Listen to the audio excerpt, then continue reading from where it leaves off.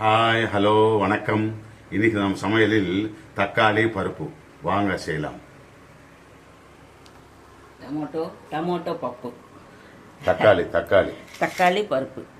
இது வந்து இப்போ நம்ம 2 பேர் இருக்கிறோம்னா இந்த அளவுக்கு போதும். 4 பேர் இருக்குன்னா இதுக்கு டபுள் போட்டுக்கலாம். உங்களுக்கு எவ்வளவு தேவையோ அவ்வளவு போட்டுக்கிறது. இந்த பருப்பு எவ்வளவு போட்டீங்க? இது வந்து ஒரு 100 கிராமுக்கு கம்மி தான் இருக்கும். ஒரு சின்ன டம்ளர்ல போட்டேன். ஒரு 4 தக்காளி, ஒரு வெங்காயம், ஒரு 5 பூண்டு உரிச்சது நான் வந்து கொஞ்சம் தட்டி வச்சிருக்கேன். ஒரு 3 பச்சை மிளகாய். அவ்வளவுதான். சிம்பிளான ரெசிபி, ஆனா நல்லா இருக்கும். இது பருப்பு நான் முதல்ல வேக வச்சுட்டேன்.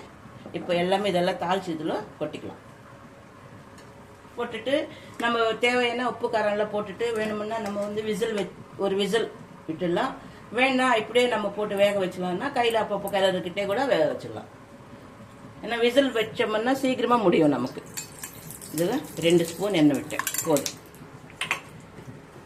இதுக்கு சோம்பு, பச்சை இதுன்னா இஞ்சி அதெல்லாம் தேவையில்லை. பூண்டு இருந்தா போதும். பூண்டு, உப்பு, காரம் எல்லாமே. வடகம்ன்றது நல்லா இருக்கும். நான் வடகம்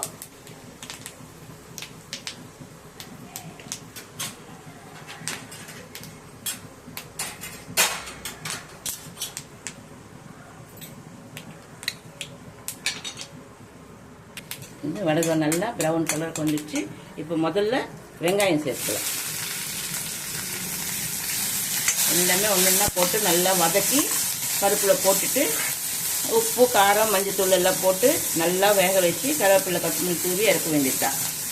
ஏதாவது தாளிச்சு இதில் போட்டு ஒரு விசில் வந்தால் கூட உங்களுக்கு சீக்கிரமா ஆகிடும். வேணா அதுலேயே நம்ம வேக வச்சுக்கலாம், அப்பப்போ கலருக்கிட்டே அப்படின்னு நினச்சா அப்படியே செஞ்சுக்கலாம். அது நம்மளோட இஷ்டம். எவ்வளோ ஹை ஸ்பீடாக சொன்னால் அவங்களுக்கு என்ன புரியும். இந்த பச்சை மிளகா கூட இதிலே போட்டுடுறேன். பூண்டு அப்புறமா போட்டுக்கலாம். நல்லா வேக வச்ச பிறகு. ஆமாம், இது தக்காளி பருப்பு. இதில் புளி எல்லாம் கரைச்சி ஊற்ற வேண்டாம். இந்த தக்காளி பருப்பு தண்ணி, தக்காளி புளிப்பே போதும். தக்காளியில் புளிப்பு இருக்காது, ஆனாலும் தக்காளி பருப்புன்னா இதுவே போதும். பார்த்தீங்களா, நல்லா வதங்கிச்சு. இப்போ போட்டுக்கலாம் பூண்டு. ஒரு 4 பல்லு பூண்டு தட்டி வச்சுருக்கேன். அதுக்கு இந்த பருப்புக்கு இந்த 4 பூண்டு தட்டி வச்சுருக்கேன். ஒரு 100 கிராம் அளவுக்கு தான் நான் சொல்கிறது. இப்போ இதில் போட்டுக்கிட்டு இதில் வந்து பருப்புலேயே போட்டுக்கலாம். தகுந்த போல் உப்பு, கல்லுப்பு. சால்ட் போடுறவங்க அதுக்கு அவங்க தெரியும் அது எவ்வளோ போடணுன்றது. இதை பார்த்தீங்களா, காரம் வந்து ரொம்ப ஜாஸ்தியெல்லாம் போடக்கூடாது. அதில் ஒரு 3 பச்சை மிளகாய் போட்டிருக்கேன். அந்த காரமும் இதில் மிக்ஸ் ஆகும். அதனால் வந்து நான் கொஞ்சமாக ஒரு இதில் வந்து 1/2 டீஸ்பூன் கூட இல்லை, 1/4 டீஸ்பூன். சின்னதாக இருந்தால் 1 டீஸ்பூன். பார்த்தீங்களா, மஞ்சத்தூள். இது வந்து வெறும் ஜீரகம் பவுடர். இது வெறும் ஜீரகம் பவுடர் வந்து 1/4 டீஸ்பூன். அவ்வளோதான். இதெல்லாம் எடுத்து நம்ம இது போட்டுட்டு ஒரு விசில் வச்சாலும் பரவாயில்லை. நீங்கள் அப்படியே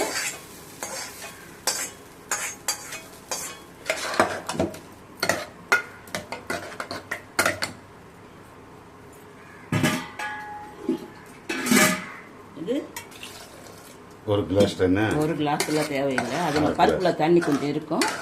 இந்த பார்த்துக்கோங்க, இந்த பதத்துக்கு தண்ணி ஊற்றி இது வந்து நமக்கு அப்படியே கூட அடுப்பில் வச்சு நம்ம வேக வச்சிடலாம். இப்போ தான் நமக்கு இது சீக்கிரமாக முடியறதுக்கு ஒரு இருக்குதே. எல்லாமே ஸ்பீடு தானே. இந்த மார்னிங் டைமில் எல்லாருக்குமே ஸ்பீடு தானுங்க. இப்போ இதை வச்சு ஒரு விசில் டக்குன்னு வர்றதுக்கு முன்னாடி ஆஃப் பண்ணிவிட்டு அப்புறமா இது எடுத்துட்டு அப்புறமா கருவேப்பிலை அது போட்டுட்டு இறக்க வேண்டியது. அவ்வளோதான். ஆயிடுச்சு.